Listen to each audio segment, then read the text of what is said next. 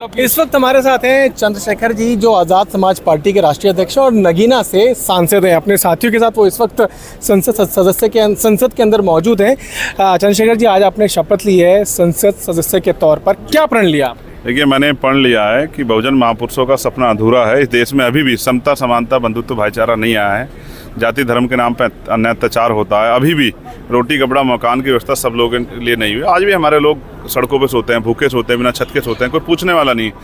अस्पतालों में इलाज ना कम मिलने के कारण उनकी जान जाती है और तमाम तरह से जातीय उत्पीड़न उनको सहना पड़ता है। कोई मूछे रखने में मारता है, घोड़ी चढ़ने में मारता है, कोई मटकी छूने में मारता है। ये देश, इस देश में हमारी हैसियत क्या है, इसका जवाब मांगने के लिए हम लोग यहाँ आए।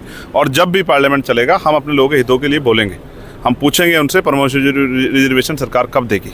हम ये भी पूछेंगे बैकलॉग कब भरोगे, पुरानी पेंशन पे सरकार का क्या स्टैंड है। वो तमाम मुद्दे जो जरूरी है। इतने लंबे समय से इस देश की सफाई कर्मचारी करने वाला जो सफाई कर्मचारी है, वो सीवर में मर रहा है। उनके बारे में सोचना पड़ेगा कि वो सीवर से बाहर, उसकी ज़िंदगी मैनुअल स्कंजिंग पर बड़ा काम हो और मशीनों का प्रयोग हो और लोगों को उनकी जो जान जा रही है उसको रोका जाए। तमाम तरह ठेकेदारी है, संविदा है, जिस तरह से जो है बैकलॉग नहीं भरा जा रहा, सब पे सवाल पूछेंगे। और हम इसलिए हैं कि लोगों की ज़िंदगी में खुशहाली ला सकें, उनके आंसू पूछ सकें।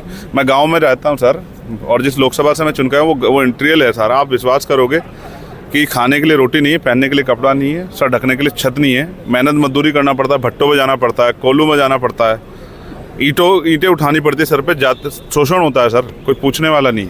तो हमें यहाँ लड़ाई लड़नी है अपने लोगों के हकों की, और हमारा किसी से कोई बैर नहीं है। हम अपने हकों की लड़ाई लड़ने के लिए आए, और अगर सरकार हमारे अधिकारों को नहीं देगी हमारे लोगों के, तो हम उनका अपना विरोध दर्ज कराएंगे और सड़कों पर भी दर्ज कराएंगे पार्लियामेंट में। आपको लगता है कि जिन हकों की बात आप कर रहे हैं वो बात मायावती नहीं उठा पाई, और आकाश आनंद जो पहले उठा रहे थे उनको फिर उनसे जिम्मेदारी ले ली गई, उनको दोबारा से रीइंस्टेट किया गया, उनको दोबारा से नेशनल पॉलिटिक्स में लाया गया मायावती के द्वारा? आपको लगता है कि आपकी जीत का ये असर है?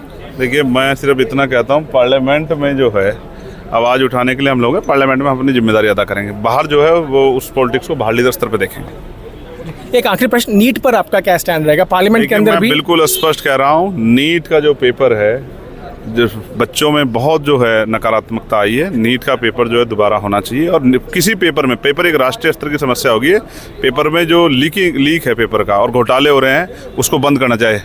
जातिगत जनगणना और तमाम इशू हैं। अभी आप देखना पार्लियामेंट चलेगा तो मजा आएगा सब लोग। धन्यवाद से बात करने के लिए। मैं पीयूष मिश्रा, आज तक के लिए।